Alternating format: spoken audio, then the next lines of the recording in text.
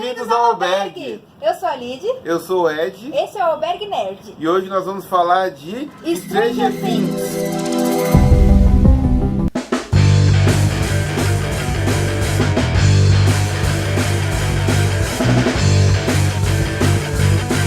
O Albergue Nerd. Sim, estamos aqui hoje para falar sobre a segunda temporada do Stranger Things, que estreou no último dia 27 de outubro. Então a gente deu aquele tempo para todo mundo assistir, porque tem gente que prefere fazer maratona, tem gente que gosta de assistir aos poucos, que também é a forma que eu até prefiro, porque você absorve melhor a história. E agora estamos aqui para abordar essa segunda temporada aí, que é uma série bastante esperada por todo mundo, que todo mundo meio que se apaixonou por ela na primeira temporada.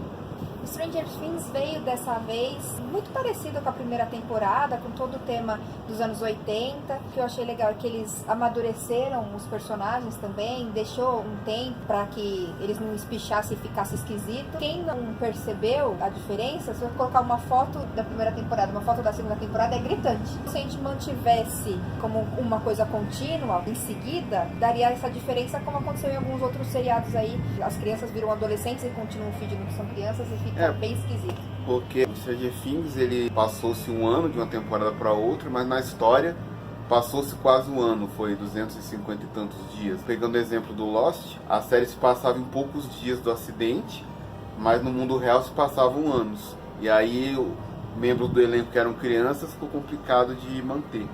Mas o Stranger Things, os irmãos Duffer, que são produtores da série, diretores, enfim, eles pensaram no crescimento das crianças para dar uma coerência na história, para não ficar esquisito. A segunda temporada, gostei dela de forma equivalente à primeira, por motivos diferentes. A primeira tem muita questão da novidade, a segunda já não é tão novidade assim, mas eles trazem novos elementos à história e novas dinâmicas entre os personagens para renovar o interesse. Eu acho que não é uma questão dela ser melhor ou pior do que a primeira, ela é diferente. Ela mantém o mesmo espírito, mas ela traz umas novas relações que não existem na primeira temporada. Eu gostei tanto quanto, de maneira diferente. Na primeira temporada você tem o apego de um xodózinho com todos eles bem pequenininhos, o show de interpretação que eles dão desde cedo, mantém isso, que às vezes também muda, né? A criança é esplêndida e vira um adolescente meio estranho. Manteve o talento, a qualidade deles, e por isso eu achei que valeu. As duas valeram muito a pena de acompanhar. E falando na interpretação, nas diferenças entre as duas temporadas, na primeira, um grande destaque foi da Eleven, que é interpretada pela Millie Bobby Brown, e já na segunda, eu acho que a temporada é do Will Byers, que é interpretado pelo Noah Schnapp, porque ele não aparece praticamente na primeira, que é desaparecido e tudo, e nessa, pra mim, ele brilhou no que foi exigido dele. Eu também tenho essa percepção, porque na primeira realmente a gente vê o Will em 2 episódios, alguma coisa assim. E a gente não sabe muito bem a que ele veio. Se ele é um bom ator, se ele só tá ali decorativo. Nessa segunda temporada ele mostra, mesmo porque ele é o principal dessa segunda temporada, e a interpretação dele é bastante satisfatória. Na primeira temporada, o Will ele é mais um recurso narrativo, porque ele é a motivação de diversos personagens. O grupo de amigos quer salvá-lo, o Hopper quer salvá-lo, a mãe principalmente quer encontrar o filho, a Joyce. E na segunda temporada, além de ele estar plenamente integrado na trama do que a segunda temporada traz, ele é realmente um personagem. Ele tem ali medo, ele tem um mistério ali, você não sabe muito bem o que esperar dele. Ele às vezes causa medo na gente, por expressões e detalhes. O que ia acontecer com o Will era uma das grandes questões. A outra questão era o que acontecia com a Eleven. Então todo mundo já esperava um retorno dela, e eu acho que é legal a forma que ela volta e com quem ela passa a se relacionar, que cria uma dinâmica nova com outro personagem, que a gente pode falar um pouco mais na parte com spoiler. A Eleven é um ponto positivo e negativo pra mim, porque apesar dela ter uma jornada toda própria, ela ficou muito isolada dos outros personagens. Essa parte, inclusive, dá uma certa angústia, né? Que a gente curte a primeira temporada por causa da turminha, né? Eles são o que fazem girar a série. Nessa temporada tem um elemento que divide a turma, então fica uma parte querendo uma coisa, uma parte querendo outra coisa, e não se integra. Isso tira um pouco o barato da série, que o legal era aquela aventura da turma, a amizade, né? Aquele negócio de amigos não mentem. Eu achei um pouquinho chatinho. Eles colocaram mais conflitos na turma, que não tinham tanto na primeira. Na primeira, o conflito maior era entre o Lucas e o Mike, por causa da Eleven, mas agora tem muito mais conflito entre o Lucas e o Mike, entre o Mike e o Lucas e o Dustin, entre o Dustin e o Lucas, por diferentes razões. causa desse elemento, que a gente vai falar um pouco mais na frente, e por causa de um outro que é introduzido, tem mais conflitos ali que pode incomodar um pouco quem gostou bastante da união deles na primeira, mas também é uma forma interessante de desenvolver os personagens, porque, principalmente na próxima temporada, deve se passar 1 ou 2 anos e os personagens vão estar mais velhos. Já vai começar uma outra fase que é da adolescência. As pessoas mudam e começam a girar aqueles conflitos que acabam sendo normal, faz parte até da evolução das pessoas. Nessa temporada a gente tem a introdução de novos personagens, a Callie, o Bob, o Billy e a Max, mais alguns outros coadjuvantes que faz diferença aí na nossa trama. Alguns funcionaram bem, outros nem tanto, mas isso a gente comenta também mais adiante. O que eu senti um pouco de falta na segunda temporada foi o vilão humano, que acho que faltou um pouco na segunda temporada. Porque aquele personagem que era o pai da Eleven, que é interpretado pelo Matthew Modine, ele dava muito a cara da vilania ali, daquela conspiração do laboratório. Então não tinha só o Demogorgon, um vilão sobrenatural, tinha um elemento humano forte que faltou na segunda temporada. Na segunda temporada, esse elemento vilanesco humano ficou um pouco carente. Eles focaram mais em outras dinâmicas e o vilão humano não ficou tão claro como é na primeira. A gente fala um pouco mais do vilão humano na parte com spoilers. Encerrando essa parte sem spoilers, eu friso que eu gostei bastante da segunda temporada. Ela evolui bem as tramas da primeira, os personagens evoluem de forma satisfatória. Eu acho que principalmente entre os coadjuvantes, o Steve, eu acho que teve a melhor evolução, porque ele é um cara extremamente odioso na primeira e ele tem uma evolução muito bacana na segunda, e inclusive tendo uma dinâmica com um personagem que a gente nem esperaria que ele fosse ter. Os personagens principais, todos eles evoluem de forma boa, assim, a Eleven, apesar dela ficar muito isolada, ela tem uma jornada interessante de descobrimento de várias coisas sobre o passado, que a gente pode falar melhor depois. Acho que eles resolveram bem os 2 mistérios que ficaram, tanto do Will quanto dela, ficaram pendentes da primeira. Só que eu acho que a série ficou com muita cara de final. Eu não percebo um grande gancho para a próxima. Eles fecharam todas as tramas, não deixaram um mistério pra próxima, deixaram lá uma ceninha lá que sugere uma coisa, mas se você considerar aquela cena, ou mesmo considerando ela, você pode entender que acabou, que as tramas se encerraram ali. Então eu não sei como eles vão continuar a terceira temporada, até porque eles vão entrar na fase de adolescência, e aí pode acontecer aquela coisa de você descobrir, meu Deus, aquela criança que era tão bom ator, não é mais tão bom ator assim. O ator mirim, ele tem aquela coisa de ser fofo. O ser fofo engana um pouco. Eu não digo no caso do Noah, por exemplo, que fez o Will, porque eu acho que ali é talento mesmo, no caso da Eleven também. Mas outros, de repente, a gente tá sendo tapeado pela fofura ainda. E aí a adolescência pode ser uma prova de fogo meio grande pra série. E aí me preocupa um pouco, até porque a trama tá muito fechadinha na segunda. O que eu acho que pode trazer alguma coisa pra terceira temporada são alguns personagens que entraram mesmo. Talvez esse seja o gancho que eles deixaram, porque não finalizou direito ali, e pode ser o que eles vão explorar na próxima temporada. Mas eu concordo, a evolução foi bem bacana, satisfatória, empolgante também, tanto quanto a primeira temporada, eu achei. Eu fico um pouco preocupado que eu me lembro de Heroes. Não que tenha nada a ver com Heroes, porque o Heroes já começou a ficar ruim no final da primeira. Mas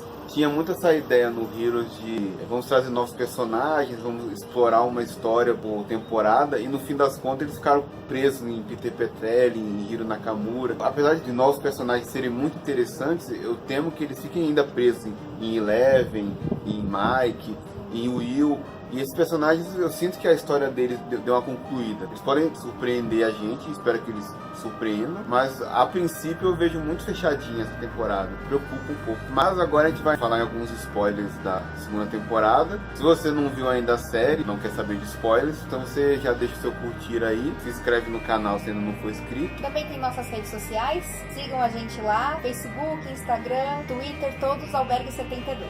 E se você já viu, ou se você não viu, mas não se importa com spoilers, agora pode continuar com a gente aqui. Alerta de spoiler! Eleven volta, como o post que eu entregava, e ela volta tendo uma relação muito legal de pai e filha com o delegado Hopper.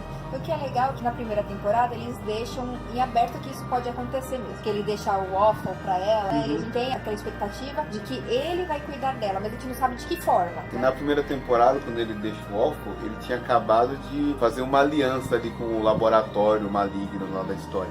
Então quando ele deixa o waffle, eu achei que ele tava do mal e ele queria ajudar a capturar ela. Eu tava com aquela ideia dele ser meio traidor, assim, porque ele tinha entregado a Eleven Os caras chegam na escola pra recuperar o Will, que ele tava muito focado em salvar o Will. Eu achei que ele tinha, sei lá, ido pro lado maligno e tava tentando capturar ela com a ideia do óculos. E essa foi uma surpresa muito boa pra mim, porque ele usou o óculos pra encontrar ela, mas ele tava escondendo ela do laboratório. Até ficou uma coisa meio, aquela coisa do prisioneiro, né? Por mais que a gaiola seja dourada, ninguém gosta de ficar preso. E aquilo começa a incomodar muito ela, porque se você for ver, são 200 e tantos dias uma criança presa, sem poder sair, sem poder encontrar os amigos que ela aprendeu a gostar tanto. Mas a relação deles é muito interessante, porque é aquela coisa de pai mesmo, de brigar, de ter os momentos fofos, aquela dancinha dele que virou gif aí nas redes sociais, que ele dá aquela dançadinha quando eles estão limpando a casa. Mas tem a hora da bronca, tem a hora que ele vai dar bronca, ele põe ela de castigo, aí ele chega, ele quer pedir desculpa, mas ele fala, eu quero tudo isso aqui limpo quando eu voltar, porque é aquela coisa de, sou pai, não posso voltar atrás porque eu deixei de castigo. Então ela tem que ser punida por ter feito uma coisa errada, de ter desobedecido uma regra. E tem uns detalhes fofos da relação dele com a filha que é falecida, que ele meio que espelha isso nela, e até o fato dele, no final, ter adotado ela oficialmente. Jane Hopper agora é o nome da Eleven. Então se você tiver briga entre 11 e Eleven, chama de Jane Hopper e fica tudo resolvido. Faz sentido. Né? Foi uma treta nas redes sociais. Quem chama de 11 tá errado. Meu Deus, então chama de Jane Hopper que fica aí. fica todo mundo em paz, né? Vamos ficar unidos.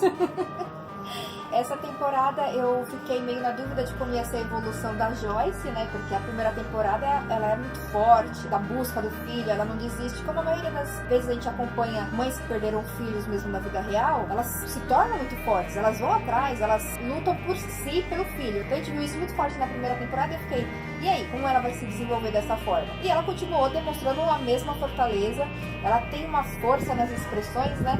Então quando ela percebe que o Will não está bem, ela continua cuidando dele, aí agora virou um pouco mais de super proteção mesmo. Fica até meio opressivo às vezes, porque ela leva ele na escola, busca ele na escola, quer saber onde ele tá o tempo todo, então ele fica guardado as devidas proporções, quase tão preso quanto a Eleven, porque ele pode sair, mas é sair extremamente vigiado pela mãe, mas com justificativas, porque afinal de contas ele desapareceu no mundo maldito, né? E qualquer mãe amorosa ou pai faria a mesma coisa. E eu acho interessante porque a Joyce, ela move muito a trama, porque o Will, ele não quer falar o que tá acontecendo, e a gente descobre até que ele não quer falar porque ele tá dominado pelaquela escuridão. Tanto que quando eu falei na parte sem spoiler que o vilão humano não fica tão claro, o vilão acaba sendo o Will, porque o Will é revelado como sendo um espião, ele tava observando todo mundo, ele tava... aquele bicho que ele cospe na primeira temporada, que nessa temporada a gente acha que é o bicho que o Dusty encontra. Sim, na verdade... Era um deles só. Porque ele ficou um ano inteiro cuspindo bicho todo dia no ralo e multiplicando aquelas criaturas demagogos lá. Então ele estava sendo o agente vilanesco nessa temporada. Tanto que o meu amigo Wander, se ele estiver assistindo, um abraço pra ele falava assim, eu morro de medo do Will. Ele ficava mandando mensagem pra ele, esse moleque me dá medo e tal. E ele tinha umas coisas de medo nele, um olhar assustador. Tem uma hora que a mãe tá preparando um banho e fala um não, assim, incisivo. Não, ele não gosta de frio.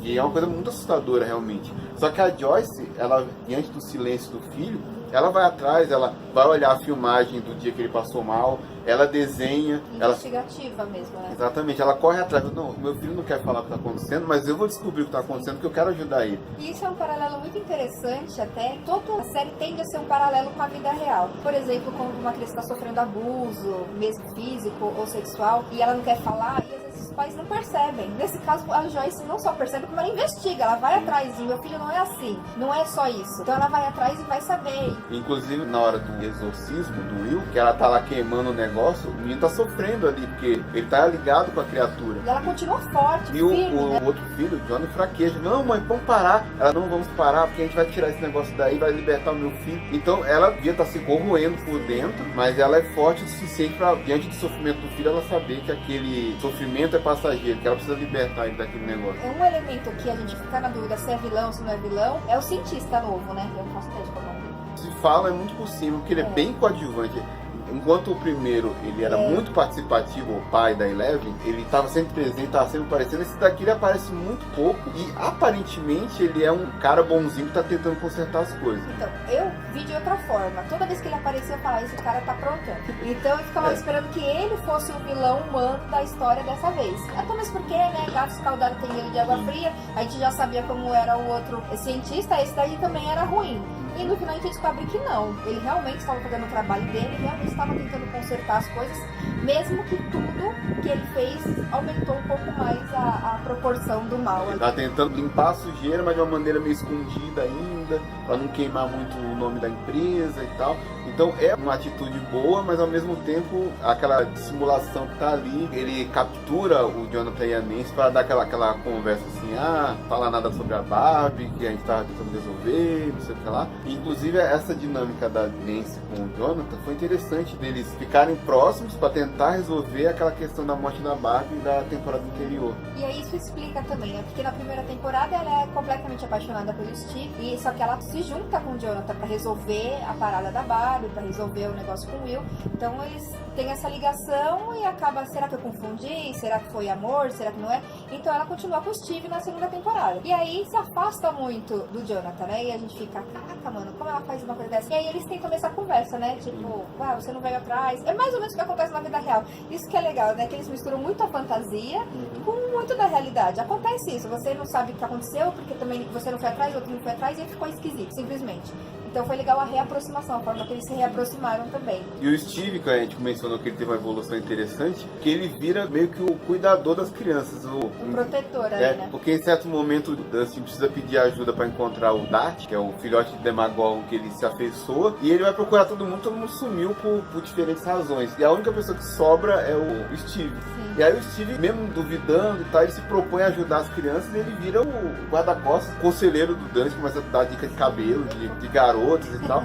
Então você olha assim e fala, nossa, tantas camadas que esse personagem tem, né? E é interessante que o Billy, que é o novo valentão da escola, que meio irmão da Max, que é a nova garota que aparece, que entra na turma, que gera uns conflitos porque ela virou crush do Dustin e do Lucas, e o Mike não aceita ela porque ele tá preso ainda à lembrança da Eleven. Esse Billy, de repente, ele pode surpreender na terceira temporada, porque a gente odeia ele, faz, pô, ele é um racista, um valentão, um chato e não sei o quê, porque ele aparenta ser pior ainda do que o Steve era na temporada passada. Mas aí, em certo momento, a gente vê que ele tem um pai abusivo, que bate nele, que é duro com ele também. Então, de repente, esse personagem na terceira tem uma reviravolta também e surpreende todo mundo. É legal os personagens terem essas camadas, não serem chapados. Esse é o valentão, esse é o bonzinho. Isso conversa exatamente com o que eu falei agora há pouco da realidade, né? Porque nenhum ser humano é uma coisa só. Você não é uma coisa só. Então, eles trazem isso também para os personagens. Nós somos cinzas, né? Que é bom e é mal às vezes. Uma coisa interessante no Stranger Things são as referências às coisas dos anos 80. Falando em realidade, em coisas do dia a dia, um assunto muito em voga hoje é a questão da representatividade. Terem personagens femininos, terem personagens negros, personagens gays, LGBTs, enfim. Não só tê-los, mas tê-los bem representados. Eu achei interessante uma cena, que é quando os meninos se vestem de caça-fantasmas pro Halloween. E além de ser interessante, o espelho deles estarem vestidos de caça-fantasmas, e aí Eleven se fantasiar de fantasma, que ela queria sair pegar doces. Foi muito interessante esse paralelo. Ela de fantasma ali e eles de caça-fantasma. Seria interessante se ela tivesse conseguido sair, como seria esse encontro. Mas aí quando eles estão reunidos ali pra fazer o caça-fantasma no filme tem um personagem que é negro. E aí o Mike queria que o Lucas fosse esse personagem. Ele não queria ser, ele pôs o nome de um dos personagens brancos. Por quê? Porque no caça-fantasmas original, todos os brancos são cientistas e o negro, ele é quase um empregado dos outros. O negro no caça-fantasmas original, ele é o único que não tem formação científica. E aí o Lucas falou, não, eu quero ser o outro personagem. Aí o Mike, não, você tem que ser esse personagem porque ele é muito legal. E aí o Lucas fala, então por que você não é ele? Aí o Mike hesita. Aí o Lucas, porque ele é negro, né? E eu tenho que ser ele porque ele é negro. Então fica aquela coisa assim, não é porque tem um personagem negro ou uma personagem mulher que ela tá bem, aquele personagem tá bem representado para aquela comunidade. Aquela pessoa tá se vendo ali, mas ela tá se vendo da melhor forma. Por que os 4 caça-fantasmas não poderiam ser cientistas, mesmo tendo um negro ali? Por que o negro não tem que ter formação acadêmica? Então questões para se pensar aí na representatividade, que eu achei legal essa cena tratar disso daí. E outra questão da representatividade, até mesmo com relação a Max, que aparece, ela jogando fliperama, que é uma coisa teoricamente de menino, que todo mundo colocava de menino. Tanto que antes de conhecê-la, o pessoal achava que ela era um menino, né, Mad Max. Depois descobre que é uma menina que jogava muito melhor fliperama do que os meninos. Que é batido o recorde dele. Isso é muito bacana, porque é uma coisa que não é comum acontecer, eles colocarem a mulher como sendo o melhor numa coisa que o homem faz, né? E ela anda de skate também. Sim, ela tem essas questões. Além da Max ser uma personagem interessante feminina, a própria Joyce, como eu falei, que ela move a trama, É interessante a Nancy, quando chega lá, vamos distribuir as armas. Quem sabe atirar é a Nancy. O Jonathan não sabe atirar, ele pega o taco, né? O Steve também pega taco. Quem sabe atirar ali é a Nancy. A Nancy que tem a iniciativa de gravar o cientista, que faz toda a denúncia que expõe o laboratório no final lá, que é muito legal, que traz justiça pra amiga dela. E é tudo iniciativa dela, porque se fosse depender do Steve ou do John, ela que foi atrás, ela que tomou a iniciativa de ir atrás daquele cara, que é bem interessante, que ele é um maluco conspirólogo que aparece lá. Você não dá nada por ele, ele chega lá tentando denunciar uma coisa pro Hopper. E de repente ele é inteligentíssimo. Passa totalmente avulso e o cara volta e ele é determinante pra uma parte importantíssima da trama. Porque como é que vai ficar o laboratório na próxima temporada agora que ele foi exposto? Será que ele vai continuar existindo? Mas voltando a esse negócio das mulheres, da representatividade, eu tava falando com a Raquel, que é uma amiga nossa também. Um beijo, Raquel.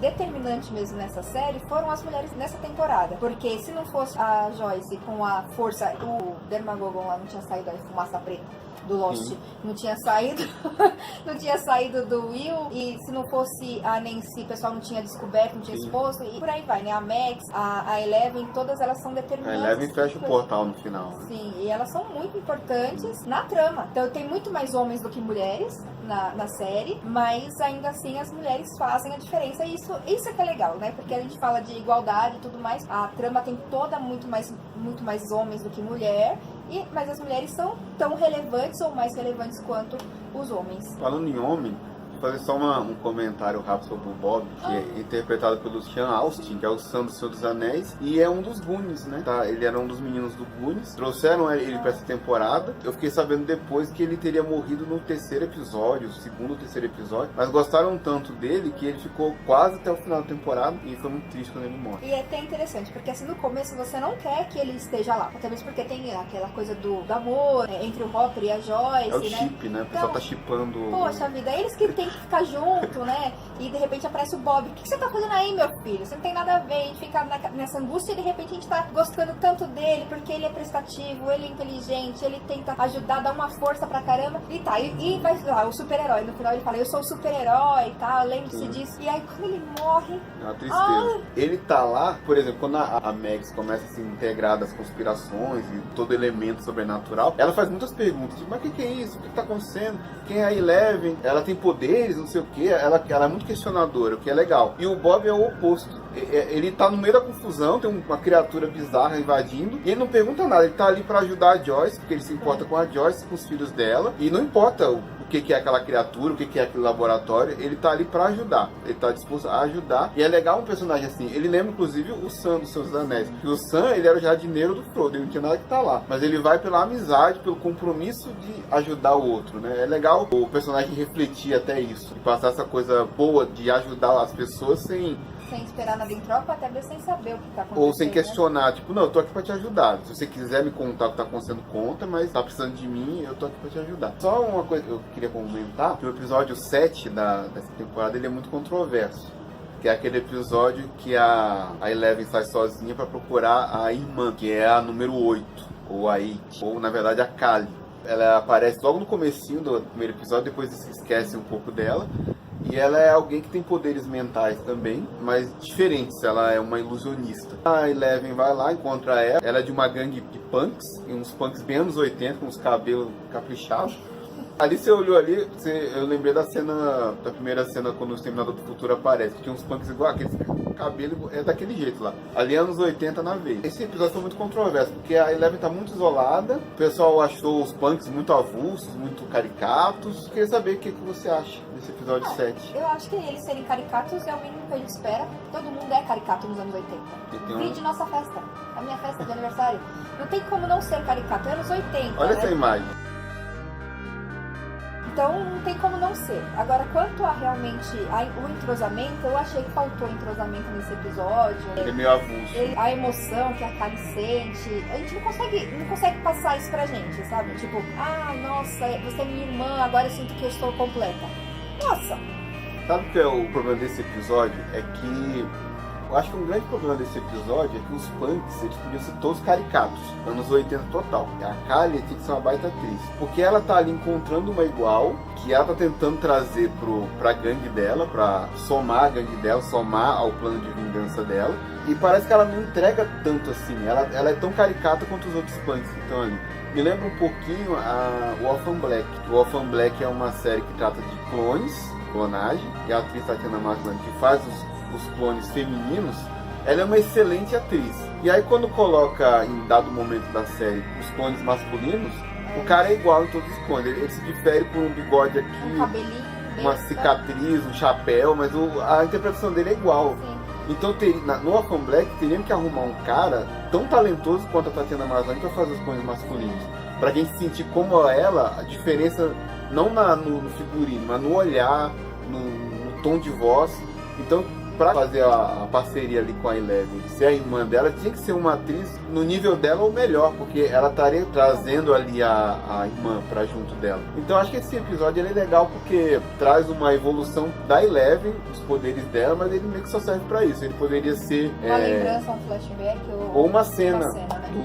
dentro de um outro episódio. Ela não precisa ser um episódio inteiro dela lá na Terra dos Punks lá. A personagem Kali é interessante, ela tem um poder interessante, diferente, não é igual ao da Eleven, e de repente espero que possa explorar um pouco melhor no futuro, né? A história se conclui como? A Eleven chega, fecha o portal, a Joyce exorciza o bicho, porque se o portal fechasse, o Will possuído, podia morrer. ele iria morrer. E aí tá tudo fechado, o Will tá despossuído, tá livre do mal. A Eleven é adotada pelo Hopper, e tem mesmo aquele bailinho super fofo lá, todo mundo dançando. O Dustin toma um toco, a Nancy vai lá e dança com ele. Assim, Que é uma certa... é fofura pura, né? É pra pôr numa caixinha e guardar, assim, que personagens amorosos e tal. Tem um detalhe legal que a pulseira que a Eleven tá usando, parece que é a pulseira que a filha do Hopper usava. Assim, você fala assim, ó, some aí por um ano e pouco, que por coincidência é o tempo entre uma temporada e outra.